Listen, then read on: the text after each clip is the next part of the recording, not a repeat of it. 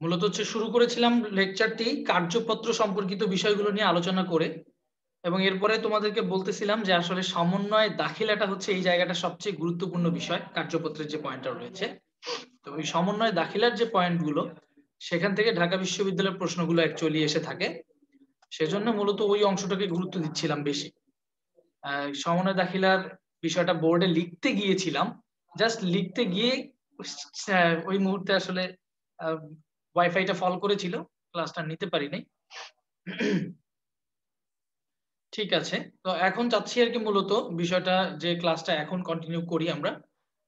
একটু সকালে যেটা বলেছিলাম সেটা একটু রিপিট করে দিয়ে দিই। হ্যাঁ, সেটা হচ্ছে স্যার কার্যপত্রের বিষয়টা। কার্যপত্র হচ্ছে আমাদের হিসাব যে চক্র আছে, আমরা হিসাব বিজ্ঞানের যে যে চক্রটা রয়েছে, হিসাব চক্রের আবশ্যিক কিছু কাজ আছে যে কাজগুলো অবশ্যই করতে হয়। অর্থাৎ সেই আবশ্যিক কাজগুলো মধ্যে একটা হচ্ছে কার্যপত্র না।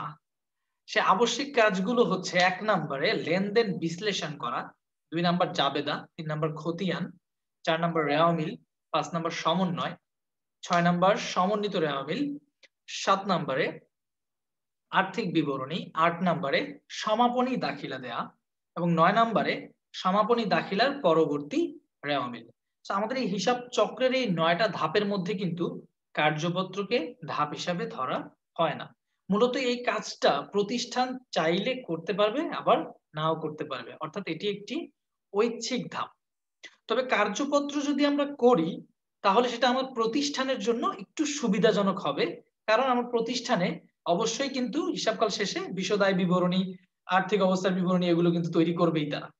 তো তারা যখন এই পয়েন্টগুলো তৈরি করবেই, তো তার আগে যদি কার্যপত্র মানে একটা খসড়া বিবরণী একটা তৈরি করে, একটা তালিকা যদি তৈরি করে, তাদের জন্য কিন্তু বিষয়টা ইজি হয়ে যাচ্ছে। অর্থাৎ পরবর্তীতে তারা যখন বিশদ আয় বিবরণী বানাচ্ছে জিনিসটা তাদের কাছে ইজি লাগবে, এরকম বিষয়টা। তো কার্যপত্রকে মূল বিষয়টা হচ্ছে যে এটি আমাদের হিসাব চক্রের ধাপ নয়, এটি একটি ঐচ্ছিক ধাপ। এটা মূলত ডিপেন্ড করে প্রতিষ্ঠানের উপর। প্রতিষ্ঠান চাইলে প্রয়োজন মনে করলে এটা তৈরি করতে পারে, না না চাইলে তৈরি করবে না তারা। এবং কার্যপত্র তৈরি করা হয় অ্যাকচুয়ালি আর্থিক বিবরণী প্রস্তুতের পূর্বে। আর্থিক বিবরণী প্রস্তুতের পূর্বে অ্যাকচুয়ালি হচ্ছে মূলত কার্যপত্রটা আমরা প্রস্তুত করে থাকি। এবং এর সাথে সাথে কার্যপত্রের যে ঘরগুলো রয়েছে, আমরা স্বাভাবিকভাবে ১০ ঘর বিশিষ্ট কার্যপত্রটাই অ্যাকচুয়ালি করে থাকি নরমালি। সেটা হচ্ছে স্যার রেওয়া মিল থাকবে, সমন্বয় থাকবে, সমন্বিত রেওয়া মিল থাকবে, আয় বিবরণী এবং আর্থিক অবস্থার বিবরণী থাকবে। অর্থাৎ একটা সামগ্রিক চিত্র, খাতায় আঁকলে অনেক বড় হয়ে যেত। ঠিক আছে স্যার, তো এই সামগ্রিক চিত্রের বিষয়টা ছিল, এবং আমরা ভিডিও লেকচার থেকে অলরেডি এই সম্পর্কিত বিষয় জেনেছি। আমি এর পরবর্তীতেই মূলত আসলে এর পরের যে টপিকটা রয়েছে সেই টপিক নিয়েই কিন্তু কথা বলতে চাচ্ছিলাম, যে স্যার আমরা আলোচনা করব আজকের মূল যে পয়েন্টটা, সেই পয়েন্টটাই হচ্ছে আমাদের এর পরবর্তী ইউনিট 2টা, যেটাতে আমরা গুরুত্ব দিব বেশি। যারা অলরেডি ক্লাসে জয়েন করে ফেলেছি প্লিজ সবাই খাতা নিয়ে রেডি থাকি, যে সমন্বয় দাখিলার কিছু গুরুত্বপূর্ণ পয়েন্ট আমি আজকে আলোচনা করব, এবং এটার উপরই কিন্তু আজকে মেইন ফোকাস। আমরা ইউনিট 2তে এই সমন্বয় দাখিলা থেকে ঢাকা বিশ্ববিদ্যালয় এখনো পর্যন্ত প্রায় 15 থেকে 20টা কোশ্চেন এসেছে। আমি চাচ্ছি যে এই যে কোশ্চেন গুলো এসেছে, কোথা থেকে প্রশ্নগুলো এসেছে সেই বিষয়গুলো জানাই দিতে, এবং ওই জায়গাগুলোতে তোমরা যেন একটু জোর দিয়ে পড়তে পারো স্যার। তাহলে আমরা সমন্বয় দাখিলায় কোন পয়েন্টগুলো কাজ করতেছিলাম সেই বিষয়টা আমি চাচ্ছিলাম যে তোমরা যেন খাতায় লিখে রাখো। তোমরা খাতায় লিখে রাখবা সমন্বয় দাখিলার যে পয়েন্টগুলো, সেটাকে বলতেছি যে আমরা সমন্বয় দাখিলা শিখব। সমন্বয় দাখিলা, ঠিক আছে স্যার। সমন্বয় দাখিলার বিষয়টা একটু মনে করিয়ে দেওয়ার জন্য কয়েকটা সমন্বয় দাখিলা আমরা নেই, এবং নিয়ে দেখি যে আসলে আমরা এই ধরনের সমন্বয় দাখিলাগুলো কাজ করেছিলাম কিনা সেটা খেয়াল করবো স্যার। যেমন ১ নম্বরে যদি আমি ধরে নিই বেতন বকেয়া রয়েছে, বেতন বকেয়া রয়েছে ৫,০০০ টাকা। অর্থাৎ এইটা যদি আমাদের আর্থিক বিবরণী তৈরি করার পূর্বে যখন রেওয়া মিলের শেষে লেখা থাকতো এরকম যে বেতন বকেয়া রয়েছে ৫,০০০ টাকা, তো এই ধরনের যে বকেয়া বা অগ্রিমের কিছু কিছু তথ্য আছে, যে তথ্যগুলো এখনো আমরা লিপিবদ্ধ করি নাই। অথবা যে কাজগুলো হিসাবকাল শেষেই শুধুমাত্র করতে হয়, যেমন অবচয় আমরা ধরি, অবচয়টা কিন্তু হিসাবকাল শেষেই ধরি, অবচয় ধরি 10% 20%, সেটা হিসাবকাল শেষেই করি, কখনো কিন্তু বছরের মাঝামাঝিতে বা বছরের যে কোনো দিন আমরা কিন্তু অবচয়টা ধরি না। এছাড়াও কুঋণ সঞ্চিতি রাখতে বলে, কুঋণ সঞ্চিতিটাও কিন্তু আমরা কি করি স্যার, বছরের শেষে এসে কাজ করি। অর্থাৎ যে সকল হিসাবগুলো বকেয়া বা অগ্রিমের কারণে লেখা হয় নাই, বা কোনো কিছু ভুলে কাজ হয়নি, এবং যদি কোনো লেনদেন বাদ পড়ে গিয়ে থাকে, সবকিছুরই কিন্তু আমরা কি হবে, ইনক্লুড করতে হবে। যেহেতু আমার সেটা লিখতে হবে, সেটাকে কোন জাবেদার মাধ্যমে আমরা আরেকবার লিখতে পারবো, সেটাকে সমন্বয় জাবেদার মধ্যে লিখতে পারবো। স্যার বেসিক্যালি সমন্বয় জাবেদার যে পয়েন্ট গুলো রয়েছে, 1 নম্বর পয়েন্টে লিখো বেতন বকেয়া রয়েছে, এর সমন্বয় জাবেদাটা কি লিখতাম আমরা, এর সমন্বয় জাবেদা লিখতাম বেতন খরচ ডেবিট, অর্থাৎ বেতন ডেবিট, হ্যাঁ, বকেয়া বেতন ক্রেডিট, বকেয়া বেতন ক্রেডিট। বেতন ডেবিটের সাথে সাথে লিখে রাখবো যে ব্যয় বৃদ্ধি পেয়েছে, এবং বকেয়া বেতন হচ্ছে দায়, অর্থাৎ দায়ও বৃদ্ধি পেয়েছে। এই কথাটা লিখে রাখবো স্যার, বেতন ডেবিট, বকেয়া বেতন ক্রেডিট, ব্যয় বৃদ্ধি, দায় বৃদ্ধি পেয়েছে। এবং খেয়াল করবো যে এরকম সমন্বয় আমরা পেয়েছিলাম কিনা কলেজে। আমরা খেয়াল করো এরকম সমন্বয় পেয়েছিলাম যে সেবা প্রদান করা হয়েছে, সেবা প্রদান হয়েছে, হ্যাঁ, 10,000 টাকা, কিন্তু নগদে পাওয়া যায়নি। সেবা প্রদান করা হয়েছে 10,000 টাকা, কিন্তু সেটা এখনো নগদে আমরা পাই নাই। তো স্যার এরকম যে পয়েন্টগুলো থাকে, সেই পয়েন্টগুলোতে আমরা কি করতাম, সেটার জন্য আমরা কি সমন্বয় জাবেদা দিতাম, আমরা সমন্বয় জাবেদা দিতাম সেবা প্রদান করেছি, তার মানে আমার আয় অর্জিত হয়েছে, কিন্তু নগদে টাকাটা পাই নাই, তার মানে এটা হচ্ছে আমার স্যার প্রাপ্য আয়, অর্থাৎ এটি হচ্ছে আমার প্রাপ্য সেবা আয়। প্রাপ্য সেবা আয় ডেবিট, প্রাপ্য সেবা আয় ডেবিট এর সমন্বয় জাবেদা। স্যার এটা কি জাবেদা শিখতেছি, সমন্বয় জাবেদা শিখতেছি। প্রাপ্য সেবা আয় ডেবিট, সেবা আয় ক্রেডিট, এই ধরনেরই কিন্তু আমরা সমন্বয় জাবেদাগুলো দিয়ে থাকতাম স্যার। আমি আরো কয়েকটা एग्जांपल দিব। সেবা আয় ক্রেডিট, এটার ফলে কি ঘটতেছে স্যার একটু দেখি। প্রাপ্য সেবা আয় মানে হচ্ছে স্যার সম্পদ বৃদ্ধি, সম্পদ বৃদ্ধি, আর সেবা আয় ক্রেডিট মানে হচ্ছে স্যার আয় বৃদ্ধি। সম্পদ বৃদ্ধি, আয় বৃদ্ধি, এই কথাগুলো লিখে নিব স্যার। একটু টেক্সটে জানাতে হবে যে লেখাটা হয়েছে কিনা, কয়েকজনের লেখা হয়েছে কিনা, এটা জানতে পারলে সে অনুযায়ী আমি হচ্ছে স্যার পরবর্তী জাবেদাগুলো লিখে দিব।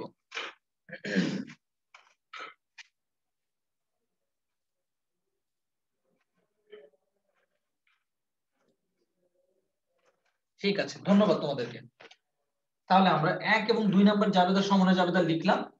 তারপরে স্যার 3 নম্বর সমন্বয় জাবেদা, যদি আমাদের লেখা থাকে অবচয় ধার্য করা হলো 10,000 টাকা, অবচয় ধরা হলো, অবচয় ধরা হলো আসবাবপত্রের, অবচয় ধরা হলো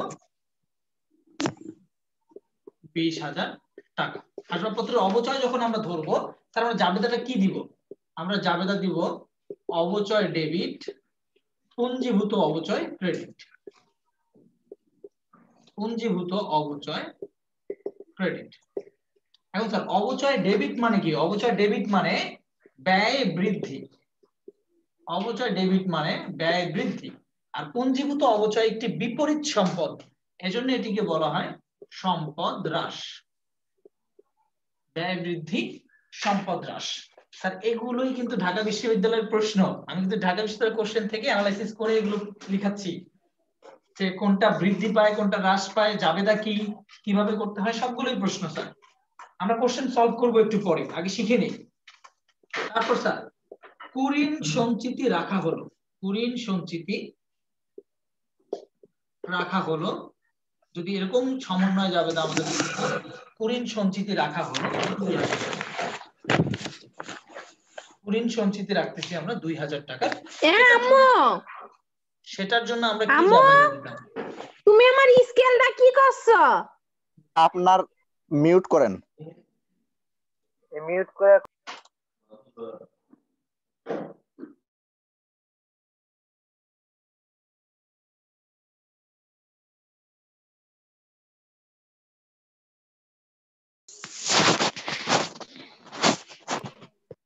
স্যার আপনার কথা শোনা ভাই যাচ্ছে না। আপনি একটু আনমিউট করে কথা বলেন। বাদল ভাই একটু আনমিউট করে কথা বলেন, আমি সবাইকে মিউট করে দিছি।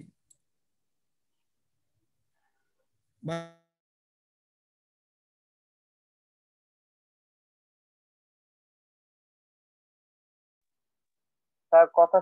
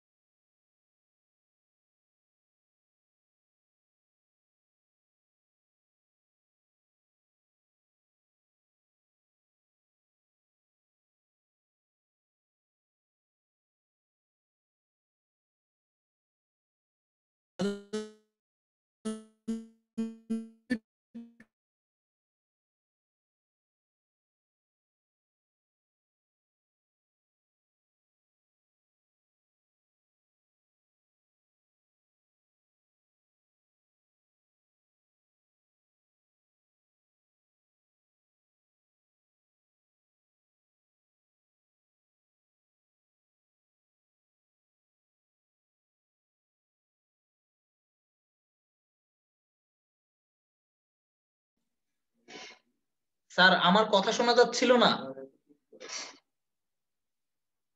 ঠিক আছে স্যার, এখন শোনা যাচ্ছে আশা করি। তাহলে স্যার লেখা হয়েছে কিনা এটা একটু দেখেন। কুরিন সঞ্চিতি রাখা হলো 2000 টাকা। কুরিন সঞ্চিতি রাখলে মূলত আমরা অনাদায়ী দেনাকে ডেবিট করি, অনাদায়ী দেনা সঞ্চিতি ক্রেডিট করে সমন্বয় জাবেদা দিয়ে থাকি, সমন্বয় জাবেদা দিয়ে থাকি। আমরা আলোচনা করছি কিন্তু স্যার সমন্বয় জাবেদা নিয়ে, নরমাল কোনো জাবেদা না, সমন্বয় জাবেদা নিয়ে। অর্থাৎ কুরিন সঞ্চিতি রাখলে আমরা সমন্বয় জাবেদা দিই, অনাদায়ী দেনা ডেবিট, অনাদায়ী দেনা সঞ্চিতি ক্রেডিট। তো অনেকেই লিখেছে ইয়েস, হ্যাঁ তাদের জাবেদা হয়েছে। তো আমরা 4টা জাবেদা পর্যন্ত লেখা শেষ করি, বা দ্রুত করার জন্য তোমরা চাইলে স্ক্রিনশট নিতে পারো, এই স্ক্রিনটাতে ক্লিক করে স্ক্রিনশট নিতে পারবা যাতে দ্রুত করা যায়। তারপর স্যার এর পরবর্তীতে এখন হচ্ছে আমাদের সমন্বয় জাবেদার সবচেয়ে কঠিন পার্ট। সমন্বয় জাবেদার কঠিন পার্ট হচ্ছে আমার 5 নাম্বার অংশটা। সমন্বয় জাবেদার কঠিন পার্ট দেখো, তোমরা যখন সমন্বয় জাবেদা করেছো এরকম কিছু সিচুয়েশন পেয়েছো যে রেওয়া মিলে লেখা থাকে অগ্রিম বীমা, অগ্রিম বীমা 5000 টাকা, এবং সমন্বয়ে বলা হয়েছে, ধরে নিচ্ছি সমন্বয়ে বলা হচ্ছে বীমা খরচ অতিক্রান্ত হয়েছে, বীমা খরচ অতিক্রান্ত হয়েছে।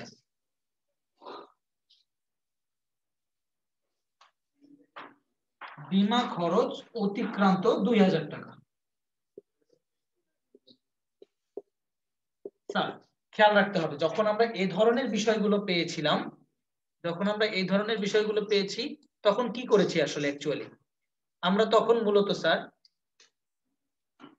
জাবেদাটা দিয়েছিলাম বীমা, অগ্রিম বীমা হচ্ছে আমাদের রেওয়া মিলে থাকতো, আর সমন্বয়ে বলা হয়েছে বীমা খরচ অতিক্রান্ত হয়েছে 2000 টাকা। তার সমন্বয় জাবেদাটা আমরা দিতাম, খেয়াল করে দেখো মিলতেছে কিনা তোমাদের সাথে। বীমা খরচ ডেবিট, অগ্রিম বীমা ক্রেডিট, অগ্রিম বীমা ক্রেডিট। অর্থাৎ বীমা খরচ ডেবিট মানে হচ্ছে স্যার ব্যয় বৃদ্ধি পাচ্ছে, আর এখানে অগ্রিম বীমা ক্রেডিট মানে সম্পদ হ্রাস পাচ্ছে। অগ্রিম বীমা ক্রেডিট মানে সম্পদ হ্রাস পাচ্ছে স্যার, এই অংশটা বুঝতে হবে। বীমা খরচ ডেবিট, অগ্রিম বীমা ক্রেডিট। এটা কখন করতেছি আমরা? যখন প্রশ্নের মধ্যে অগ্রিম বীমা মানে সম্পদ দেয়া আছে, অগ্রিম বীমা অর্থাৎ সম্পদ দেয়া আছে, তখন অবশ্যই খরচের জাবেদা, অবশ্যই খরচের জাবেদা দিতে হবে। অর্থাৎ বীমা খরচ ডেবিট, অগ্রিম বীমা ক্রেডিট। স্যার একটা পয়েন্টে আপনাদের প্রবলেম হতে পারে, সেই পয়েন্টটাই হচ্ছে এই 5 নাম্বার পয়েন্টের একটা ব্যতিক্রম পয়েন্ট রয়েছে, সেটাই হচ্ছে আমি লিখবো 6 নাম্বারে। এটা আপনারাও লিখবেন 6 নম্বরের দিকে। হ্যাঁ স্যার, যে 6 নম্বরে এটার একটু উল্টা ভাবে একটা সমন্বয় জাবেদা আসতে পারে, সেই সমন্বয় জাবেদাটা আসলে কিভাবে করতে হয় সেটা খেয়াল করি স্যার। অর্থাৎ রেও মিলে আমাকে এমনও হতে পারে যে রেও মিলে অগ্রিম বীমা দেওয়া নাই, রেও মিলে দেওয়া আছে হচ্ছে বীমা খরচ, সেটা যে কোনো খরচ হতে পারে। বীমা খরচ ৮,০০০ টাকা। তার সাথে সাথে তারা বলে দিল যে বীমা খরচ পরবর্তী বছরের জন্য। দেখেন এরকম পেয়েছিলেন কিনা কলেজে যখন পরীক্ষা দিয়েছি আমরা, কলেজে যখন আমরা সমন্বয় জাবেদা করেছি, যে বীমা খরচ পরবর্তী বছরের মানে কিন্তু অগ্রিম স্যার, অগ্রিমকে বোঝায়। বীমা খরচ পরবর্তী বছরের আমরা ধরে নিচ্ছি ৩,০০০ টাকা। বীমা খরচ পরবর্তী বছরের ৩,০০০ টাকা। স্যার এটা হচ্ছে 5 নম্বরের ব্যতিক্রম, 6 নম্বরটা হচ্ছে 5 নম্বরের ব্যতিক্রম মেথড। স্যার এক্ষেত্রে প্রশ্নে কিন্তু খরচ দেওয়া আছে, আর সমন্বয়ে আমার বীমা খরচ পরবর্তী বছরের, অর্থাৎ সমন্বয়ে অগ্রিমটা বলতেছে, সমন্বয়ে অগ্রিমটা বলা হচ্ছে। তাহলে আমাদেরকে অবশ্যই সমন্বয় জাবেদাটা অগ্রিমের দিতে হবে। তাহলে এখন এই ক্ষেত্রে সমন্বয় জাবেদা হবে অগ্রিম বীমা ডেবিট আর বীমা খরচ ক্রেডিট। অর্থাৎ এক্ষেত্রে যদি এই ধরনের সিচুয়েশন হয়, প্রশ্নে যদি বীমা খরচ থাকে, তাহলে অ্যাকচুয়ালি ব্যয়টা হ্রাস পায় আর সম্পদটা বৃদ্ধি পায়। স্যার এই বিষয়টা 5 এবং 6 নম্বরটা একসাথে লিখে রাখার চেষ্টা করব। 5 এবং 6 নম্বরটা একসাথে লিখে রাখার চেষ্টা করব, যে এই দুইটা হচ্ছে একে অপরের মতো। হ্যাঁ, এটা হচ্ছে একদম ব্যতিক্রম। 5 নাম্বারটা স্বাভাবিক নিয়ম এবং 80% কোশ্চেন 5 নাম্বারের মতোই আসে। দুই একটা কোশ্চেন ব্যতিক্রম আসতে পারে। হ্যাঁ, এবং ঢাকা বিশ্ববিদ্যালয়ের গত 20-25 বছরে এটা একবার দুইবার আসছে, একবার কি দুইবার আসছে মাত্র, যে প্রশ্নের মধ্যে খরচ দেয়া আছে আর সমন্বয়ের মধ্যে সম্পদ বলা হয়েছে, তখন সমন্বয় জাবেদাটা কি হবে, এই ঘটনাটা ঘটতে পারে স্যার। অর্থাৎ স্যার টাকার অ্যামাউন্টটা যা লিখেছিলাম সমন্বয় সেগুলোই লেখা হবে, এই জন্য লিখিনি। আপনারা সব তুলে ফেলেছেন কিনা 5 এবং 6 লেখা হয়েছে কিনা এটা একটু জানান, ইয়েস অর নো স্যার, এটা একটু জানাই দেন।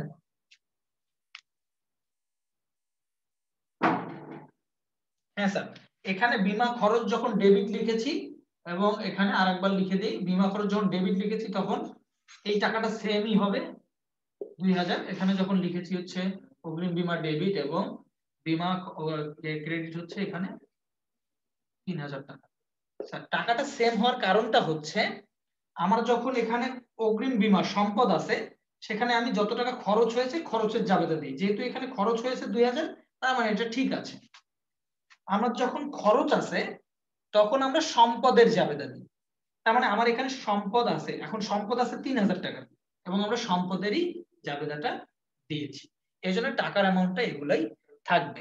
ঠিক আছে, অসংখ্য ধন্যবাদ তোমাদেরকে, লিখেছো। আর দুইটা প্রবলেম আছে, আর দুইটা কঠিন আছে, সেটা হচ্ছে 7 এবং 8, আর দুইটা আমরা সমন্বয় জাবেদা শিখবো, তারপর ইনশাআল্লাহ সবাই পাকা হয়ে যাবে। 7 নাম্বার দিয়ে রাখি আরেকটা সমন্বয় জাবেদার মধ্যে।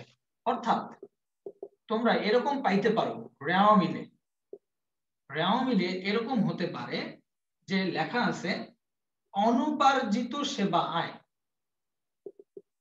অনুপার্জিত সেবা আয়। স্যার একটু বুঝে নিতে হবে যে অনুপার্জিত সেবা আয়কে মানে বোঝায় অগ্রিম আয়।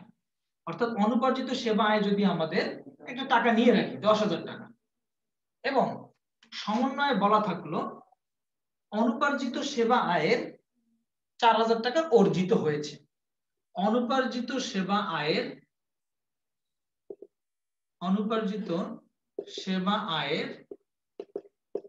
4,000 টাকা অর্জিত হয়েছে। স্যার একটু খেয়াল করব, অনুপার্জিত সেবা আয় মানে কিন্তু একটা দায়, অনুপার্জিত সেবা আয় মানে একটা দায় স্যার। এখন অনুপার্জিত সেবা আয় মানে হচ্ছে একটি দায়, এই দায় রয়েছে, এখন এই দায়টা কি হয়ে গেল, আমার এখন দায়টা আয়ের মধ্যে রূপান্তরিত হচ্ছে। এখন অনুপার্জিত সেবা আয়টা অর্জিত হয়েছে, অর্জিত মানে সেটা এখন আমাদের আয় হয়েছে, অর্থাৎ এই দায়টা কমে যাবে আর আয়টা আমাদের বেড়ে যাবে। দায়টা কমে যাবে, আয়টা বেড়ে যাবে স্যার। ঠিক আছে স্যার।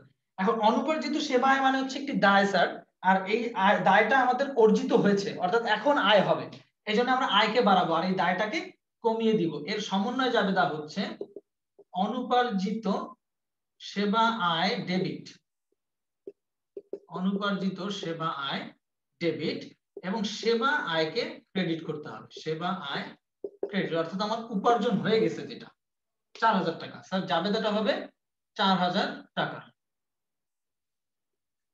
4000 টাকা অর্থাৎ উপার্জন হয়েছে আমার 4000 টাকা।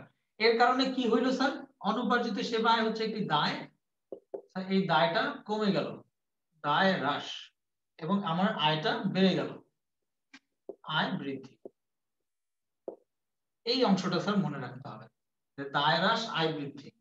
টেনশনের কিচ্ছু নাই, আমরা কিভাবে সহজে মনে রাখতে পারবো সেই মেথডও আছে, কিন্তু আগে তোমরা এটা ডিটেইলসে শিখে নাও, কারণ ডিটেইলস না শিখলে আবার শর্টকাট মেথড বুঝতেই পারবা না। ঠিক আছে স্যার।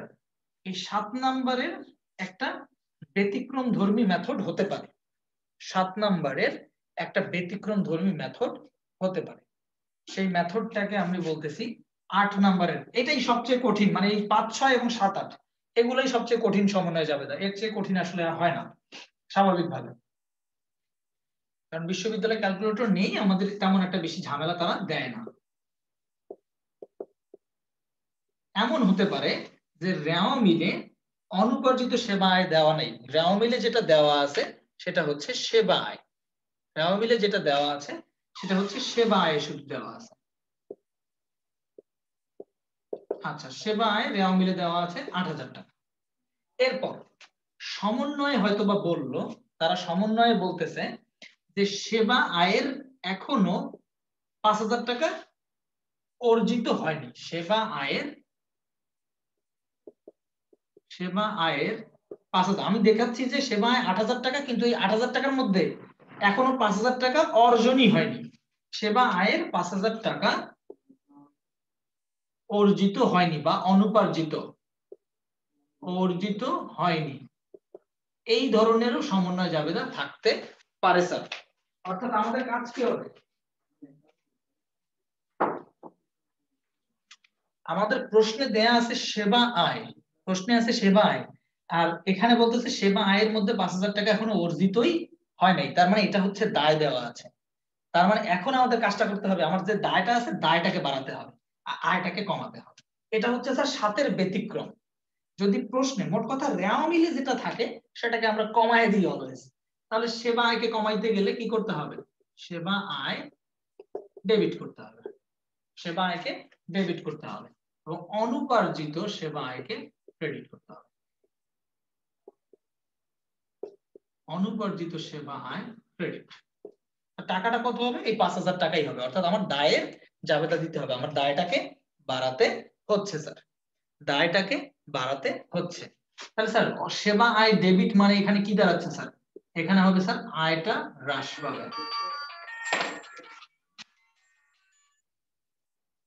ভাই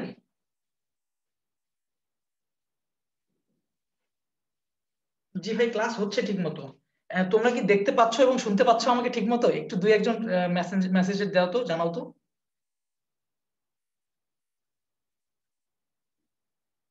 ও আচ্ছা আচ্ছা আচ্ছা, হ্যাঁ হ্যাঁ হ্যাঁ, সেটাও করতে পারবো। ঠিক আছে ঠিক আছে ভাই, ঠিক আছে।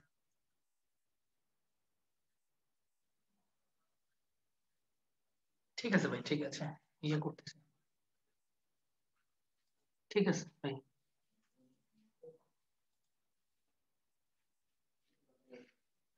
ঠিক আছে, লেখা যেহেতু দেখা যাচ্ছে, তোমাদেরকে আরেকবার বলে দিচ্ছি, এটা হচ্ছে মেইনলি 7 নাম্বারটা আমাদের জন্য গুরুত্বপূর্ণ, এটা মনে রাখবা স্যার, 7 নাম্বারটা আমাদের জন্য মেইনলি গুরুত্বপূর্ণ, কিন্তু 8 নাম্বারটা হচ্ছে ব্যতিক্রম। এটা ঢাকা বিশ্ববিদ্যালয়ে এই গত 20-25 বছরেও আসে নাই তেমন একটা ব্যতিক্রমটা। ঠিক আছে স্যার, এটা খুব কম আসে। ব্যতিক্রমটা কিভাবে চিনবা, দেখবা যে রেওয়া মিলের মধ্যে সেবা আয় দেওয়া আছে আর সমন্বয়ের মধ্যে দায়ের কথা বলা হয়েছে, তখন তোমার কাজটা করতে হবে, সমন্বয়ে যেটা বলা থাকবে সেটাকে বাড়াইতে হবে, অর্থাৎ আমার দায়কে বাড়াতে হবে, আর রেওয়া মিলে যেটা থাকবে সেটাকে কমাইতে হবে, আয়কে কমাতে হবে, অর্থাৎ আয় হ্রাস দায় বৃদ্ধি। এই পয়েন্টটা আমরা স্যার মনে রাখার চেষ্টা করব। আমরা যে একটু আগে পড়লাম, একটু আগে পড়েছি হচ্ছে স্যার 5-6 নম্বরের অগ্রিমটাকে নিয়ে, অগ্রিম বীমা বা বীমা খরচ, সেটা হচ্ছে অগ্রিমটা নিয়ে কাজ করেছি, সেটা অগ্রিম ব্যয় নিয়ে কাজ করেছি। আর এবার কাজ করলাম আমরা অগ্রিম আয়ের, অর্থাৎ অগ্রিম ব্যয় এবং অগ্রিম আয়ের ব্যতিক্রম হতে পারে স্যার, ব্যতিক্রম হতে পারে। একটু সবাই তুলে ফেলেন, সবাই লিখে ফেলেন।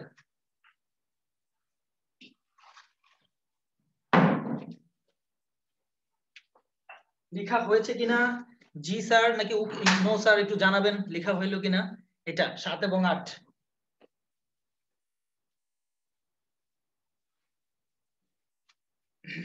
ওকে স্যার, ওকে। এইবার হবে আপনাদের সাথে ম্যাজিক। এবার ম্যাজিক দেখানো হবে যে আমরা সমন্বয় দাখিলার কিভাবে খুব শর্টকাটে সকল প্রভাব আমরা মুখস্থ রাখতে পারি।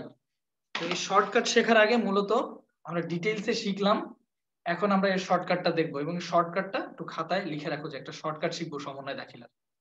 ঠিক আছে স্যার? এবং ওই শর্টকাটটা দেখলে আশা করছি ইনশাআল্লাহ সবার কাছে সহজ লাগবে বিষয়টা, এবং ভার্সিটি কোশ্চেন গুলো আমরা প্র্যাকটিস করব তখন।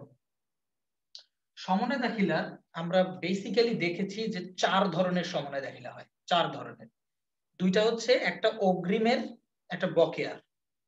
সেটা হচ্ছে অগ্রিম আয়, অগ্রিম ব্যয়, বকেয়া আয়, বকেয়া ব্যয়, এই 4টা জিনিসের সমন্বয় জাবেদা হয়। অর্থাৎ আমি যদি 1 নম্বরে এভাবে লিখি যে অগ্রিম ব্যয়, সেটা অগ্রিম বেতন হতে পারে, অগ্রিম ভাড়া হতে পারে, যাই হোক না কেন, অগ্রিম বীমা হতে পারে, অগ্রিম বিজ্ঞাপন হতে পারে, যেটাই হোক, অগ্রিম ব্যয় হইতে হবে। অগ্রিম ব্যয় জিনিসটা কি স্যার? অগ্রিম ব্যয় জিনিসটা হচ্ছে একটা সম্পদ। অগ্রিম ব্যয় হচ্ছে জিনিসটা একটা সম্পদ, মনে রাখতে হবে। অগ্রিম ব্যয়ের সমন্বয় জাবেদা করলে অবশ্যই ব্যয় বৃদ্ধি পায় এবং সম্পদ হ্রাস পায়। এটা তো সবগুলো আমরা কিন্তু অলরেডি অনেকগুলো জাবেদা দিয়েছি, সবগুলোতেই দেখতে পারবা যে অগ্রিম ব্যয়ের যদি কোনো সমন্বয় জাবেদা দেই 100% ব্যয় বৃদ্ধি, সম্পদ হ্রাস হয়ে থাকে। আমি এটা শর্টকাটে কিভাবে মনে রাখা যায় সেটা বলে দিব একটু পরে, আগে লিখে নিই। 2 নম্বরে অগ্রিম ব্যয়ের সাথে আরেকটা আছে হচ্ছে অগ্রিম আয়। অগ্রিম আয় জিনিসটা কি একটা স্যার? অগ্রিম আয় জিনিসটা হচ্ছে একটি দায়। অগ্রিম আয় জিনিসটা হচ্ছে একটা দায়। অগ্রিম আয়কে কি বলা হয় স্যার? অগ্রিম আয়কে বলা হয় অনুপার্জিত আয়। অগ্রিম আয়কে বলা হয় অনুপার্জিত আয় বা অনর্জিত আয়। অগ্রিম আয়ের সমন্বয় জাবেদা করলে অলওয়েজ, অগ্রিম আয়ের সমন্বয় জাবেদা করলে স্যার অলওয়েজ আমাদের অবশ্যই আয়টা বৃদ্ধি পায় এবং দায়টা হ্রাস পায়। মানে আমি জাস্ট বৃদ্ধি বা হ্রাসটা সহজে বোঝানোর জন্য এভাবে লিখতেছি। আর তোমরা তো অলরেডি ইফেক্ট গুলো দেখছোই জাবেদার মধ্যে, হ্যাঁ, আয় বৃদ্ধি, দায় হ্রাস, অলরেডি তোমরা জাবেদার ইফেক্ট গুলো দেখে ফেলছো সবাই, জাবেদার মধ্যে কিভাবে হয়, এবং সবগুলো অ্যানালাইসিস করে আমরা দেখেছি যে না, এই সবগুলো করলে এভাবেই হয় আসলে অগ্রিমের ক্ষেত্রে এটাই হয়। তারপর স্যার আমরা এখন খেয়াল করব বকেয়ার ক্ষেত্রে। 3 নাম্বার, বকেয়া বেতন, বকেয়া ভাড়া, বকেয়া মজুরি, বকেয়া নিয়ে বিশ্ববিদ্যালয়ে যত কোশ্চেন আছে স্যার। বকেয়া ব্যয় জিনিসটা হচ্ছে একটা দায়। বকেয়া ব্যয় জিনিসটি হচ্ছে একটি দায়, খেয়াল রাখতে হবে স্যার। বকেয়া ব্যয়ের যত ধরনের সমন্বয় জাবেদা আছে সবগুলাতেই ব্যয় বৃদ্ধি পায় এবং দায় বৃদ্ধি পায়। ব্যয় বৃদ্ধি, দায় বৃদ্ধি, ব্যয় বৃদ্ধি, দায় বৃদ্ধি, বকেয়া ব্যয়ের সবগুলোতেই ব্যয় বৃদ্ধি, দায় বৃদ্ধি পায়। এরপরেই স্যার 4 নম্বরে বকেয়া আয়। আমাদের মেইনলি এই 4টা সমন্বয় জাবেদার কাজ করতে হয়। বকেয়া আয় মানে হচ্ছে স্যার প্রাপ্য আয়। বকেয়া আয় মানে হচ্ছে প্রাপ্য আয়, অর্থাৎ বকেয়া আয়কে বলা হয় প্রাপ্য আয়। আমরা সেবা প্রদান করেছি কিন্তু নগদে এখনো আমাদেরকে টাকা দেয় নাই, অর্থাৎ বকেয়া আয় মানে হচ্ছে আমাদের একটা সম্পদ। বকেয়া আয় মানে কি স্যার? বকেয়া আয় মানে হচ্ছে স্যার প্রাপ্য আয়। এটা একটু মনে রাখার জন্য বলে দিলাম যে বকেয়া আয় মানে হচ্ছে স্যার প্রাপ্য আয়। বকেয়া আয় জিনিসটা কি? একটা সম্পদ। এর যত ধরনের সমন্বয় জাবেদা আছে, এর যত ধরনের সমন্বয় জাবেদা আছে সবগুলোর ক্ষেত্রে স্যার বকেয়া আয় যেহেতু সম্পদ, এখানে আয় বৃদ্ধি পাবে এবং সম্পদ বৃদ্ধি পাবে। আয় বৃদ্ধি সম্পদ বৃদ্ধি মানে স্যার আমি তো জাবেদা দিয়ে করতেছি না, আমি ডিরেক্টলি হ্রাস বৃদ্ধিটা দেখাই দিচ্ছি যে কিভাবে শর্টকাটে মনে রাখা যায়, যেহেতু হ্রাস বৃদ্ধিগুলা প্রশ্নে আসে, বিশ্ববিদ্যালয় ভর্তি পরীক্ষার প্রশ্নগুলোতে হ্রাস বৃদ্ধিটাই বেশি আসে। সেটা আসলে আমরা কিভাবে সহজে মনে রাখতে পারবো এটা একটু খেয়াল করব।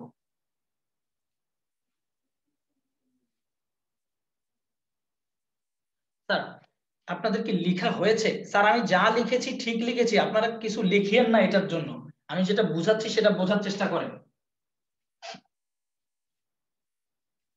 যখন এটা লেখা হয়েছে কিনা সেটা জানান। স্যার লেখা হয়েছে, আচ্ছা ঠিক আছে, লেখা হয়েছে। স্যার একটু খেয়াল করে দেখেন, অগ্রিম ব্যয় এবং অগ্রিম আয়ের ক্ষেত্রে, অগ্রিম ব্যয় অগ্রিম আয় এই দুটার ক্ষেত্রে স্যার একটি বৃদ্ধি পায়, এটা কিন্তু শর্টকাট স্যার, একটি হ্রাস পায়। স্বাভাবিকভাবে অগ্রিম ব্যয় এবং অগ্রিম আয়ের ক্ষেত্রে কি হয় স্যার, স্বাভাবিকভাবে একটি বৃদ্ধি একটি হ্রাস হয়। কিন্তু বকেয়ার ক্ষেত্রে খুব মজার বিষয়টা, বকেয়ার ক্ষেত্রে দুটাই বৃদ্ধি হয়, দুটাই বৃদ্ধি হয়, বকেয়ার ক্ষেত্রে দুটাই বৃদ্ধি হয়। তাহলে সহজে কিভাবে মনে রাখা যায় স্যার, একটু মনোযোগ দিব সবাই আমরা। অগ্রিম ব্যয় জিনিসটা হচ্ছে সম্পদ, তাহলে জিনিসটা যেটা সেটা হ্রাস পায় সব সময়।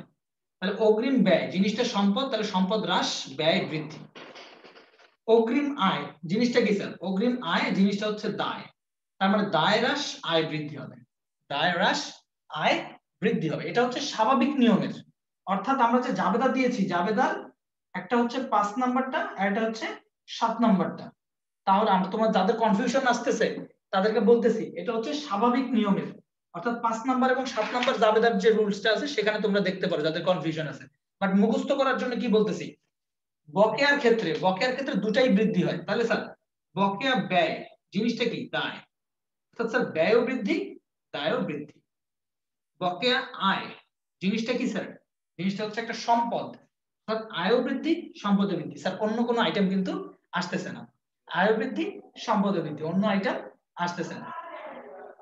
এখন এই পয়েন্টটাতে আমি শর্টকাটে বললাম, এটা বুঝতে পারছি কিনা একটু টেক্সটে জানাই দেন, কমেন্টে টেক্সটে জানাই দেন যে বুঝতে পারছি কিনা। এটা হচ্ছে স্বাভাবিক নিয়মের কথা বলেছি, আমি ব্যতিক্রম নিয়ম আছে বলে ওটা জাবেদা আগে থেকেই দিয়ে দিয়েছি তোমাদেরকে, যে এটাতে খুব সহজে আমরা ইজিলি মনে রাখতে পারবো। স্যার স্যার বিষয়টা কি একটু ইজি হয়েছে স্যার? এটা যে আমরা অগ্রিমের ক্ষেত্রে একটি বৃদ্ধি একটি হ্রাস হয়, আর বকেয়ার ক্ষেত্রে দুটাই বৃদ্ধি পায়। বকেয়ার কথা যখন চিন্তা করব আমরা, বকেয়া ব্যয় জিনিসটা হচ্ছে একটা দায়, ব্যয় বৃদ্ধি দায় বৃদ্ধি। বকেয়া আয় মানে প্রাপ্য আয়, এটা একটা সম্পদ, তার মানে আয় বৃদ্ধি সম্পদ বৃদ্ধি, এর সমন্বয় জাবেদা করলে এটাই হয় অলওয়েজ। ঠিক আছে স্যার? আর অগ্রিমের ক্ষেত্রে একটা বৃদ্ধি একটা হ্রাস হয়, অগ্রিমের ক্ষেত্রে একটা বৃদ্ধি একটা হ্রাস হয়। অগ্রিম বীমা দিয়েছো, অগ্রিম বীমা, এবং আমরা যে জাবেদা করলাম 5 নাম্বারটা অগ্রিম বীমা, 5 নাম্বার জাবেদাটা, যাদের কনফিউশন আছে খেয়াল করে নাও, এই 1 আর 2 এ কনফিউশন ছাড়া আর কোথাও কনফিউশন নাই। 1 নম্বরে 5 নম্বরের যে জাবেদাটা ছিল অগ্রিম বীমা দিছো আর বীমা খরচ অতিক্রান্ত হয়েছে, অর্থাৎ বীমা খরচ ডেবিট অগ্রিম বীমা ক্রেডিট। তাহলে স্যার বীমা খরচ ডেবিট মানে ব্যয় বৃদ্ধি আর অগ্রিম বীমা ক্রেডিট মানে সম্পদ হ্রাস।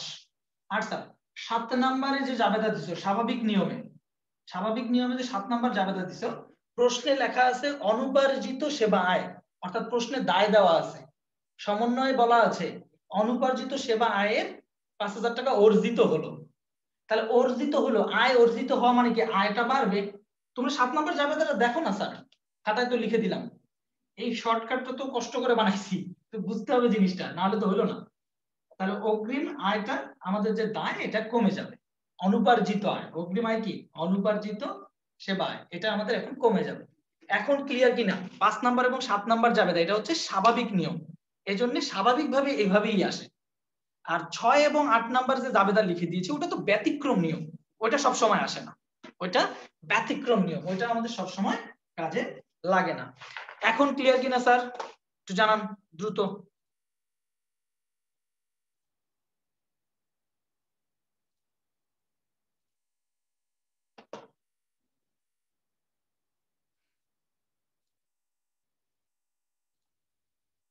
ঠিক আছে স্যার। স্ক্রিন আসছে স্যার, ইয়েস স্ক্রিন আসছে। স্ক্রিনে দেখবো আর বোর্ড দেখে দেখে আমরা এখন সলভ করব ঢাকা ভার্সিটির কোশ্চেন গুলো। স্ক্রিন দেখবো এবং ঢাকা ভার্সিটির কোশ্চেন গুলো সলভ করব। আরো একটা জিনিস সহজে বলা যায় স্যার, আরো একটা জিনিস সহজে বলা যায়, সেটা হচ্ছে মনে রাখবা। এটা দেখি তোমরা মনে রাখতে পারো কিনা, মনে রাখতে পারলে ভালো। এটা তো স্যার সবসময় খেয়াল করবা যে অবচয়ের যে জাবেদা আছে, অবচয়ের সমন্বয় জাবেদা, অবচয়ের সমন্বয় জাবেদাতেও কিন্তু ব্যয় বৃদ্ধি সম্পদ হ্রাস হয়। অবচয়ের সমন্বয় জাবেদাতেও ব্যয় বৃদ্ধি সম্পদ হ্রাস হয়। এবং কুরিন সঞ্চিতি যে রাখলাম আমরা, কুরিনের ক্ষেত্রেও কিন্তু আলটিমেটলি ব্যয় বৃদ্ধি সম্পদ হ্রাস হয়। অথবা মণিহারিকে বলা হয় সম্ভার বা সাপ্লাইজ, মণিহারিকে বলা হয় সম্ভার বা সাপ্লাইজ, অর্থাৎ এটাকে বলা হয় সম্পদ, স্বাভাবিকভাবে এটাকে সম্পদ ধরা হয়। মণিহারি বা সম্ভার বা সাপ্লাইজ, এই তিনটা পয়েন্টেও কিন্তু সমন্বয় জাবেদা হচ্ছে ব্যয় বৃদ্ধি সম্পদ হ্রাস। অর্থাৎ কেউ যদি এই ছকের মধ্যে এইটুকু লিখে রাখো, অবচয় কুরিন মণিহারি, মণিহারি মানে কিন্তু সম্ভার বা সাপ্লাইজ, অর্থাৎ এই ছকের মধ্যে তুমি ঢাকা বিশ্ববিদ্যালয়ের 20 বছরের কোশ্চেন ইজিলি সলভ করতে পারবা, একদম ইজিলি, কোথাও আটকাবে না ইনশাআল্লাহ। কারণ আমাদের অবচয় কুরিন মণিহারি বা সাপ্লাইজের অবশ্যই ব্যয় বৃদ্ধি পায়, সম্পদ হ্রাস পায়। আমরা একটু খেয়াল করে দেখি স্যার, এই যে ঢাকা বিশ্ববিদ্যালয়ের প্রশ্নগুলো দিয়ে রেখেছি আপনাদের সামনে, আমরা মূলত এইগুলো এখন আলোচনা করব। প্রথমেই রয়েছে হচ্ছে আয় অর্জিত হয়েছে কিন্তু নগদে গ্রহণ করা হয়নি, নগদে গ্রহণ করা হয়নি, তাকে কি বলা হয়? তো অধিকাংশ স্টুডেন্ট এইটাকে বলে ফেলে যে স্যার এটা হচ্ছে স্যার অনুপার্জিত আয়। তো আসলে না, আয় অর্জিত হয়েছে মানে আমরা সেবা প্রদান করেছি কিন্তু আমরা নগদে টাকা পাই নাই। সেবা প্রদান করেছি নগদে টাকা পাইনি, তার মানে হচ্ছে সেটাকে বলা হয় প্রাপ্য আয়। প্রাপ্য আয় মানে হচ্ছে স্যার বকেয়া আয়। প্রাপ্য আয় মানে হচ্ছে স্যার বকেয়া আয়। ঠিক আছে, ধন্যবাদ, অনেকেই অ্যান্সারটা দিয়েছো কারেক্টলি, যে প্রাপ্য আয় মানে হচ্ছে স্যার বকেয়া আয়, এই বিষয়টা স্যার। তারপর স্যার 2 নম্বরে এগুলো আমি সাল লিখি নাই, এটা ঢাকা বিশ্ববিদ্যালয়েরই কোশ্চেন, এগুলো সব অবচয় খরচের সমন্বয় হলো। অবচয় খরচ স্যার, অবচয়ের কথাটা কিন্তু আপনাদেরকে বলে দিয়েছি একটু আগে, যে অবচয় কিন্তু 1 নম্বরের সাথে মিলে যায়, 1 নম্বরের সাথে 2 নম্বরটা 1 নম্বরের সাথে মিলে যায় হচ্ছে স্যার কি, ব্যয় বৃদ্ধি সম্পদ হ্রাস, ব্যয় বৃদ্ধি সম্পদ হ্রাস। এই যে স্যার অনেকেই অ্যান্সার দিচ্ছ, অসংখ্য ধন্যবাদ। ঠিক আছে, 3 নাম্বার স্যার, 3 নাম্বারটা আমি বুঝাবো আপনাদেরকে, একটু বোঝার চেষ্টা করতে হবে, যারা পারবো তারা ঠিক আছে ভালো। অনুপার্জিত আয়ের জন্য সমন্বয় না হলে, অনুপার্জিত আয় মানে কি স্যার একটু খেয়াল করব, অনুপার্জিত আয় মানে হচ্ছে অগ্রিম আয়। অগ্রিম আয়, অগ্রিমের ক্ষেত্রে তো একটি বৃদ্ধি একটি হ্রাস, তাহলে অগ্রিম আয় জিনিসটা হচ্ছে একটা দায়, অর্থাৎ আয় বৃদ্ধি দায় হ্রাস। যদি আমরা সমন্বয় করি, যদি আমরা সমন্বয় করি আয় বৃদ্ধি পাবে দায় হ্রাস পাবে, কিন্তু এখানে স্যার বলা হয়েছে সমন্বয় না করা হলে, সমন্বয় না করা হলে। তাহলে স্যার খেয়াল রাখতে হবে, যেটা সমন্বয় করলে যা ঘটতো সমন্বয় না করলে তার উল্টাটাই ঘটবে স্যার। অর্থাৎ এটা যদি আমি সমন্বয় না করি তাহলে আমার মূলত আয় কম আর দায় বেশি দেখাবে। একটু খেয়াল করি স্যার, আমার যেহেতু আমার অগ্রিম আয় বা অনুপার্জিত আয় সমন্বয় করলে আয় বৃদ্ধি দায় হ্রাস হবে, তাহলে সমন্বয় না করলে আয় কম দায় বেশি দেখাবে, অর্থাৎ আয় হ্রাস দায় বৃদ্ধি দেখাবে, উল্টাটা দেখাবে স্যার, না করলে উল্টা দেখাবে। তাহলে সেক্ষেত্রে আমরা কি করতে পারি, যে আমরা কোন অপশনে আছে, আমরা খুঁজে পেয়েছি যে না স্যার অপশন বি তে রয়েছে একটা পয়েন্ট যেটা মিলছে, যে স্যার দায়টা বেশি দেখাবে। আয় কমের কোনো অপশন কিন্তু নাই, থাকলে আমরা সেটা অ্যান্সার দিতাম স্যার, আয় কমের কোনো অপশন নাই। ঠিক আছে, অনেকেই অ্যান্সার দিচ্ছ, তাদেরকেও ধন্যবাদ, রাইট। এরপরে 4 নাম্বার কোশ্চেনটা একটু কঠিন ছিল, ওই সময় 5টা অপশন ছিল তো 5টা অপশনই দিয়ে রেখেছি আমি। 4 নাম্বার কোশ্চেনটা একটু খেয়াল করি, বকেয়া বেতন, খেয়াল করবো স্যার, বকেয়া বেতন বাদ পড়ে গেছে, সমন্বয় বাদ পড়ে গেছে, অর্থাৎ সমন্বয় আমরা দেই নাই, বকেয়া বেতনের সমন্বয় দেওয়া হয়নি। স্যার খেয়াল করবো, বকেয়া বেতন, বকেয়ার ক্ষেত্রে দুটাই বৃদ্ধি, অর্থাৎ বকেয়া ব্যয় হচ্ছে একটা দায়, বকেয়া বেতন হচ্ছে একটি দায়, সমন্বয় করলে ব্যয়ও বৃদ্ধি পাবে দায়ও বৃদ্ধি পাবে। এখন স্যার যেহেতু আমরা সমন্বয় করি নাই, তাহলে আমরা উল্টাটা হবে, অর্থাৎ আমার ব্যয়ও কম দেখাবে দায়ও কম দেখাবে। এটা বুঝতে হবে স্যার, ব্যয়ও কম দেখাবে, দায়ও কম দেখাবে, কারণ হচ্ছে আমরা বকেয়া বেতনটা সমন্বয় এন্ট্রি দিতে বাদ পড়ে গেছে। তাহলে আমরা বুঝতে পারলাম স্যার খরচটাও কম হবে অবশ্যই, এবং তার সাথে সাথে দায়ও কম হবে, দায়টাও কম হবে। তাহলে অ্যান্সার তো স্যার এখানে দুইটা আছে, বাকি অ্যান্সারগুলো একটু অপশনগুলো পড়তে হবে।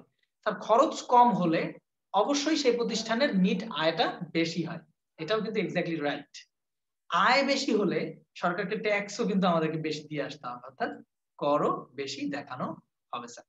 এক্স্যাক্টলি অ্যান্সারটা হচ্ছে সবগুলো 4-এর ই। অসংখ্য ধন্যবাদ যারা অ্যান্সার করেছো, বুঝে বুঝে অ্যান্সার করার চেষ্টা করো, না হলে কিন্তু শিখতে না পারলে স্যার কাজে লাগবে না। আমি পুরো কষ্ট করে জিনিসটা বুঝালাম, কোনো লাভ হইল না। আর এটা খাতায় রাখবো অবশ্যই, মনে রাখবো যে সমন্বয় করলে এগুলো ঘটে, আর সমন্বয় না করলে উল্টাটা ঘটবে এগুলো সবসময়। ঠিক আছে, এবার কঠিনের মধ্যে থেকে দেখি একটা স্যার, আপনারা নিজেরাই অ্যান্সার করার চেষ্টা করেন। 5 নাম্বারটা,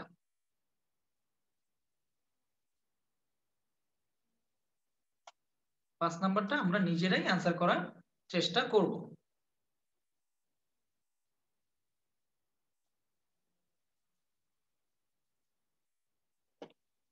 নাম্বার 5 স্যার লেখা আছে অগ্রিম প্রদত্ত ভাড়া ছিল, অগ্রিম প্রদত্ত ভাড়া, এটা খেয়াল রাখতে হবে স্যার। তার মানে আমাদের অগ্রিম ভাড়া একটা সম্পদ দেয়া রয়েছে, 4 মাসের অগ্রিম ভাড়া দেয়া আছে, আমাদেরকে সমন্বয় জাবেদা দিতে বলেছে। তাহলে আমরা স্যার এখানে খেয়াল করব ডিসেম্বরের 1 তারিখে আমাদের সমন্বয় জাবেদার কথা বলা হয়েছে, আর ম্যাচ শেষ হচ্ছে ডিসেম্বরের 31 তারিখে, অর্থাৎ অঙ্কটা হচ্ছে 1 মাসের। ঠিক আছে স্যার, অঙ্কটা হচ্ছে 1 মাসের। তার মানে 32,000 টাকা যদি 4 মাসের হয়, 1 মাসের হবে 4,000 টাকা, 4 8 32, অর্থাৎ 8,000 টাকা, অর্থাৎ ভাড়া খরচ ডেবিট 8,000, অগ্রিম ভাড়া ক্রেডিট 8,000 টাকা। ঠিক আছে স্যার, অসংখ্য ধন্যবাদ তোমাদেরকে যারা অ্যান্সারটা রাইট করতে পেরেছো। একজন মনে হয় ভুল অ্যান্সার দিয়ে ফেলেছো, তাদেরকে বলতেছি যে যখন আমার প্রশ্নে অগ্রিম প্রদত্ত ভাড়া দেওয়া আছে, তার মানে সম্পদ দেওয়া আছে, অর্থাৎ আমাকে সমন্বয় জাবেদা অবশ্যই অবশ্যই খরচের দিতে হবে, অবশ্যই অবশ্যই খরচের দিতে হবে। খেয়াল করে দেখো, আমি এটা তোমাদেরকে 5 নাম্বার জাবেদায় লিখে রেখেছি, 5 নাম্বার জাবেদায় লিখে দিয়েছি এই অংশটা, যে স্যার খরচ ডেবিট আর হচ্ছে অগ্রিম যে ব্যয়টা আছে ওইটা ক্রেডিট হবে, অগ্রিমটা ক্রেডিট হবে। নাম্বার 5, তারপর স্যার নাম্বার 6, নাম্বার 6 আমরা দেখে ইনশাআল্লাহ আমাদের এই টপিকটা ইনশাআল্লাহ ক্লোজ করব ইনশাআল্লাহ। ভাড়া হিসাবে 5,000 টাকা ডেবিটেড ছিল। স্যার একটু খেয়াল করতে হবে, এইটাই একমাত্র এক্সেপশনাল এসেছিল যে ভাড়া হিসাবে ডেবিট করতে হবে। বলেছিলাম না যে এক্সেপশনাল আসে, তো ভাড়া হিসাবে ডেবিট অর্থাৎ খরচটা লেখা আছে, আর বলা হয়েছে বছর শেষে দেখা যায় যে 2,000 টাকা পরবর্তী বছরের সাথে সম্পৃক্ত। একটু খেয়াল করে দেখেন, আমি যে 6 নাম্বার জাবেদা আপনাদেরকে লিখাই দিছি, এক্স্যাক্টলি 6 নাম্বার জাবেদাটা, অর্থাৎ একটা ব্যতিক্রম নিয়মের। প্রশ্নে ভাড়া দেওয়া আছে আর সমন্বয়ে বলেছে অগ্রিমের ব্যাপারটা, অর্থাৎ পরবর্তী বছরের জিনিসটা দেওয়া আছে। তাহলে আমার অবশ্যই অগ্রিমের কাজটা করতে হবে স্যার, অবশ্যই অগ্রিমের কাজটা করতে হবে। তাহলে অগ্রিম ভাড়া ডেবিট আর ভাড়া খরচ ক্রেডিট, অগ্রিম ভাড়া ডেবিট আর হচ্ছে ভাড়া খরচ ক্রেডিট। আমি জানি না কতটুকু বোঝাতে পেরেছি, বাট চেষ্টা করেছি। এখন তোমরা অবশ্যই আমার জাবেদাগুলো দেখবে, তোমাদের লেকচার শিটে যে এমসিকিউ গুলো রয়েছে সেগুলো প্র্যাকটিস করবে। আশা করছি ইনশাআল্লাহ সমন্বয় জাবেদা নিয়ে তেমন একটা ঝামেলা আর হবে না, একটু অ্যানালাইসিস করার চেষ্টা করবে স্যার, তাহলে ইনশাআল্লাহ ভালো কিছু হবে। তারপরে স্যার এর পরবর্তীতেই রয়েছে আমাদের মূলত হচ্ছে ভুল সংশোধনী জাবেদার যে টপিকটা রয়েছে সেইটির বিষয় নিয়ে আলোচনা করব এখন। দেখি স্যার আমাদের লেকচার শিটে কি বলতেছে সেই সম্পর্কে সেখানে চলে যাই। তাহলে আমরা এখানে সমন্বয় দাখিলা সম্পর্কিত বিষয়গুলো দেখলাম। সমন্বয়ের তোমরা অবশ্যই যে এমসিকিউ গুলো রয়েছে এগুলো প্র্যাকটিস করে ফেলবা স্যার, অলরেডি অনেকেই প্র্যাকটিস করেছো তোমরা। এর পরবর্তীতে যদি আমরা চলে যাই স্যার, এর পরবর্তীতে টপিকটি হচ্ছে বিপরীত ও ভুল সংশোধনী দাখিলা। স্যার বিপরীত দাখিলা এবং ভুল সংশোধনী দাখিলা সম্পর্কে আমরা আলোচনা করব এখন। বিপরীত দাখিলা হচ্ছে আমরা যে সমন্বয় জাবেদা দেই, সেই সমন্বয় জাবেদার বকেয়া আয় এবং বকেয়া ব্যয়ের যে সমন্বয় জাবেদা হয় সেটার উল্টা জাবেদা। অর্থাৎ বকেয়া আয় মানে প্রাপ্য আয়, প্রাপ্য আয়ের সমন্বয় জাবেদা কি করেছিলাম, প্রাপ্য আয় ডেবিট আর সেবা আয় ক্রেডিট। এটাকে যদি আমি উল্টায় লিখি, অর্থাৎ সেবা আয় ডেবিট, প্রাপ্য সেবা আয় ক্রেডিট, এটাকেই বলতেছে বিপরীত দাখিলা।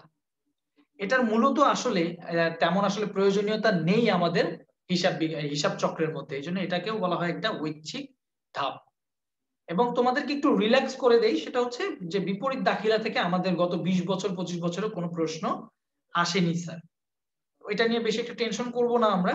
আমার মূল ফোকাস থাকবে হচ্ছে ভুল সংশোধনী দাখিলা, অর্থাৎ এখান থেকে প্রশ্ন এসে থাকে অ্যাজ ইউজুয়াল। তো এই ভুল সংশোধনী দাখিলাটা অনেকেই কলেজে করেছি, অনেকেই করি নাই, মিস করেছি।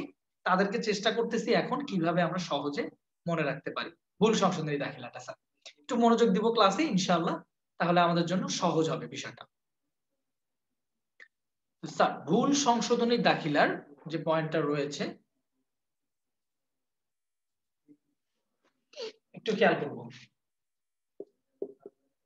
ভুল সংশোধনী দাখিলা,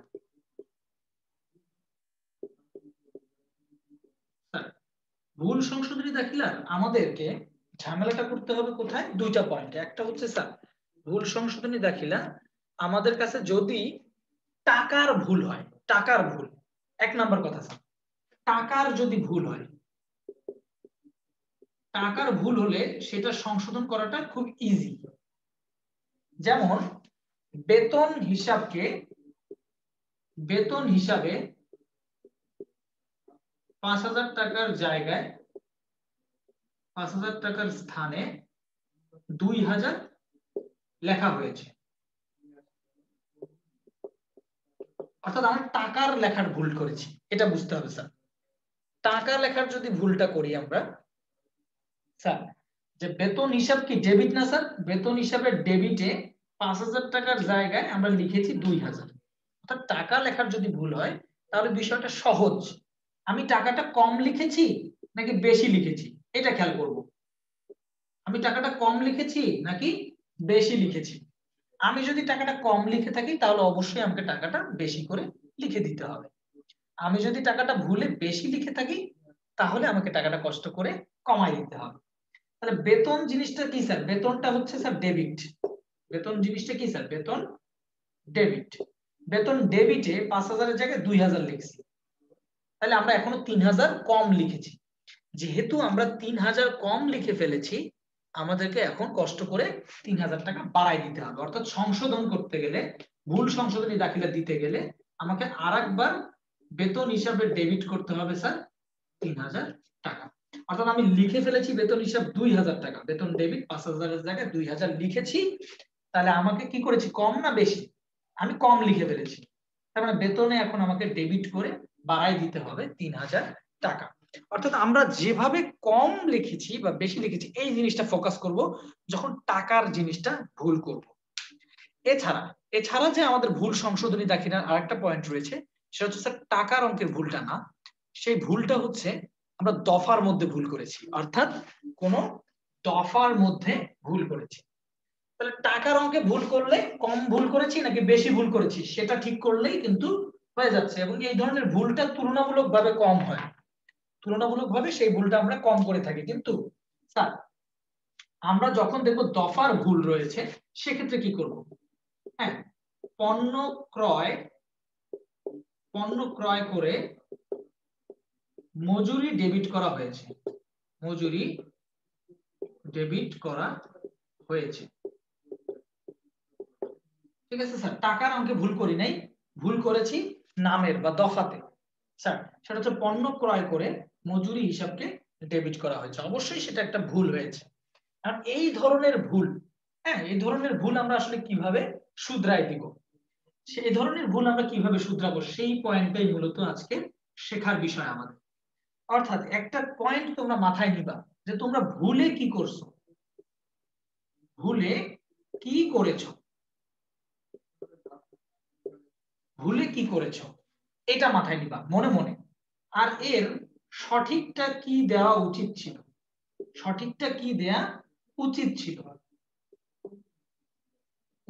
ছিল, অর্থাৎ সঠিকটা কোন জাবেদা দেওয়াটা উচিত ছিল, তাহলে আমরা ইজিলি এর সংশোধন করতে পারবো। অর্থাৎ আমি তিনটা পয়েন্ট বলতেছি, একটা হচ্ছে ভুলে কি করছি এটা যদি বুঝতে পারি, আর কি করা উচিত ছিল সেটা যদি বুঝতে পারি তাহলে ইজিলি সংশোধন হয়ে যাবে, ইজিলি সংশোধন হয়ে যাবে। এবং এটাই হচ্ছে স্যার সংশোধনের বেসিক একটা ফরম্যাট, মনে মনে চিন্তা করা। পণ্য ক্রয় করে মজুরি হিসাব ডেবিট করেছি, তাহলে আমি ভুলে কি লিখছি, আমি ভুলে লিখছি মজুরি হিসাব ডেবিট। আমি পণ্য ক্রয় করলে কি জাবেদা দিতাম, আমি পণ্য ক্রয় করলে জাবেদা দিতাম হচ্ছে স্যার ক্রয় হিসাব ডেবিট নগদান ক্রেডিট। সেটা আমি ভুলে কি করছি, সেটা আমি ভুলে করছি মজুরি ডেবিট এবং নগদান ক্রেডিট।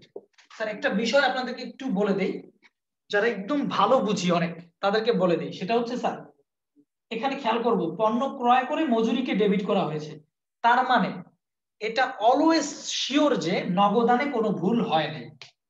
মানে যে দফাতে কোনো ভুল বলা থাকে না সে দফাতে কখনোই ভুল হয় না স্যার, এটা মনে রাখতে হবে। আর যারা নতুন শিখতেছি তারা একটু খেয়াল করব যে দফাতে ভুল বলা থাকে না সে দফাতে ভুল আমরা করি না। তাহলে আমরা ভুলটা করেছি কিভাবে স্যার, ভুলটা করেছি ক্রয় হিসাব ডেবিট লেখার কথা ছিল না লিখে লিখে ফেলছি মজুরি ডেবিট। এখন স্যার কিভাবে সংশোধন হবে, স্যার যেটা লেখা উচিত ছিল সেটা তো অবশ্যই লিখতে হবে, যেটা লেখা উচিত ছিল সেটা অবশ্যই লিখতে হবে। অর্থাৎ আমাদের ক্রয়কে করতে হবে ডেবিট, আর যেটা ভুল করেছি, ভুল করলে কি বলতে হবে, ভুল করলে বলতে হবে সরি। অর্থাৎ মজুরিকে ডেবিট করে মজুরিকে বাড়ায় বেশি লিখে ফেলছি, তাহলে মজুরিটাকে কমায় দিতে হবে, অর্থাৎ সরি বলতে হবে আমাদেরকে। সেটা হচ্ছে স্যার মজুরিকে এখন ক্রেডিট করতে হবে, তাহলে আমাদের ভুলটা সংশোধন হয়ে গেল। অর্থাৎ স্যার আমরা যেটা ভুল করেছি সেটাকে উল্টা ভাবে করে দিব, অর্থাৎ ডেবিট করে যদি ভুল করে থাকি সেটাকে আমরা ক্রেডিট করে দিব। অর্থাৎ বেশি লিখে ভুল করেছি সেই জিনিসটাকে আমরা কমায় দিলাম, ভুলের ক্ষমা চেয়ে নিলাম। আর যেটা লেখা উচিত ছিল, যেটা লেখা উচিত ছিল সেটা অবশ্যই লিখতে হবে। এই দুইটা পয়েন্ট, যেটা লেখা উচিত ছিল সেটা আমার লিখতে হবে, আর যেটা আমি ভুল করেছি সেটাকে আমি সরি বলে ঠিক করে দিব, তাহলে আমাদের ভুল সংশোধনী দাখিলের বিষয়গুলো ইনশাআল্লাহ ক্লিয়ার হবে। এই দুইটা পয়েন্ট গুলোই মনে রাখবো, টু দা পয়েন্ট, যে কি করেছি ভুলে আর আমাদের কি করা উচিত ছিল সে অনুযায়ী মূলত আমাদের সংশোধনগুলো হয়ে যাবে ইজিলি। তো আমরা সে অনুযায়ী এখন একটু দেখি ঢাকা বিশ্ববিদ্যালয়ের যে কোশ্চেন গুলো এসেছে সেই কোশ্চেন গুলোকে আমরা একটু খেয়াল করে দেখবো স্যার। আমি প্র্যাকটিসে চলে যাচ্ছি। এটা প্র্যাকটিস স্ক্রিনটা সবার সামনে আশা করছি চলে এসেছে। এখানে একটু খেয়াল করব আমরা স্যার, যে রয়েছে প্রথমেই ইউনিট 3 যে প্রথম কোশ্চেনটা রয়েছে এটা আমি দিয়েছি তোমাদের টাকার ভুলেরটা, ঢাকা বিশ্ববিদ্যালয়ের টাকার ভুলের যে ম্যাথটা এসেছে খেয়াল করবো স্যার। টাকার ভুল হলে কিন্তু এত ঝামেলা করতে হবে না, যে ভুলে কি করছি সঠিক কি করা দরকার ছিল সেই অনুযায়ী সংশোধন দিব, এরকম না। টাকার ভুল হইলে টাকাটাকে আমি বেশি লিখে ফেলছি, বেশি লিখে ফেললে কমায় দাও, আর কম লিখে ফেললে বাড়ায় দাও, তাহলে ইনশাআল্লাহ এটা ঠিক হয়ে যাচ্ছে। এক নাম্বার কোশ্চেনটা আমরা খেয়াল করি, যারা অ্যান্সার পারি তারা একটু চেষ্টা করে ফেলি অলরেডি। আমি টেক্সটটা দেখতেছি তোমাদের, সেটা হচ্ছে স্যার লেখা রয়েছে 12,800 টাকার বেতন হিসাবের বইতে লেখা হয়েছে 18,200 টাকা। ঠিক আছে, তোমরা অনেকেই অ্যান্সার দিচ্ছ, অ্যান্সারটা এখন আমার সাথে একটু খেয়াল করো, এখন আর দিও না কেউ অ্যান্সার, আমার সাথে খেয়াল করো, কিছু বিষয় জানার আছে এখানে। যে 12,800 টাকার বেতন হিসাবে, আচ্ছা ব্যাটারিটা একটু লো হয়ে গেছে, আমি একটু চার্জারটা কানেক্ট করবো, এক সেকেন্ড।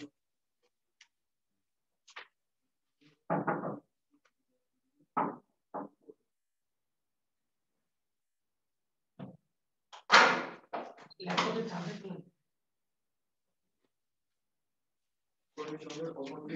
সুবিধা অসুবিধাগুলো করতে হবে।